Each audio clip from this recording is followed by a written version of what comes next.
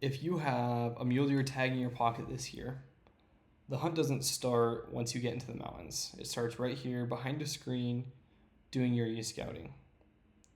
Hey, my name is Ryan, founder of Wildeside Outdoors, where we train hard, scout smart, and execute once we're on the hunt.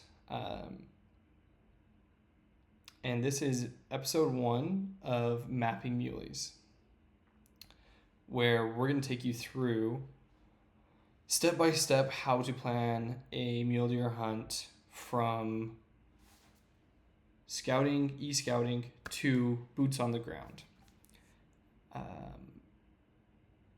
When I first started out hunting, I really thought, mule deer really just need some trees and some bedding areas and some timber, for those bedding areas and some hillsides to feed on, and I can glass those hillsides and they'll be there.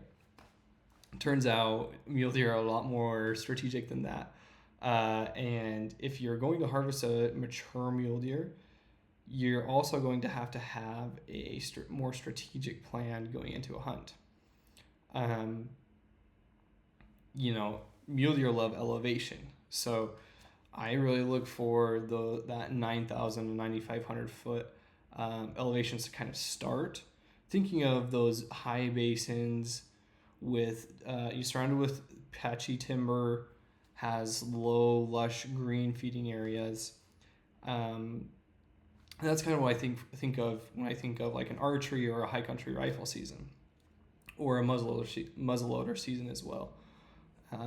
Then as the season progresses, pressure increases, temperatures drop, those bucks are going to start to drop into that timber. That's when you start thinking more like a predator.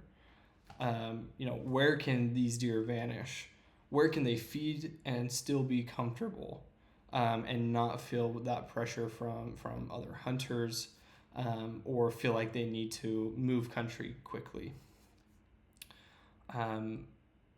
So let's dive in here on this map, and we'll kind of go through, a real life example here. So right here on my GOHUNT map, you can see an open basin. I'll keep in mind, brand new unit. I've never stepped foot in this unit.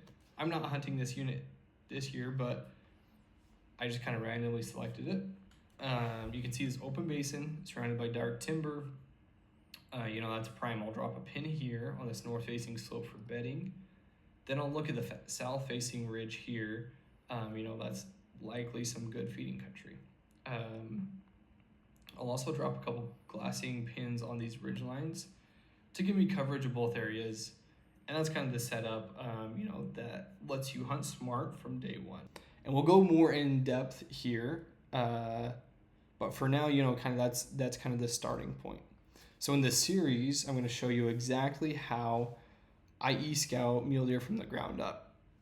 We'll cover bedding zones, we'll cover feed zones, we'll cover glassing points, and how to put it all together into a hunt plan. And once you have those and our boots on the ground, how can you go scout it? And then from there, how can you formulate a game plan for the actual hunt? So that's the intent of this series. So this has been part 1 of Mapping Muleys. If you have a muley tag this year, drop your state in the comments. I'd love to hear where you're headed, and maybe even tailor an episode or two towards one of your guys' units. But until then, train hard, scout harder, and execute when it matters. This is the Wild Side.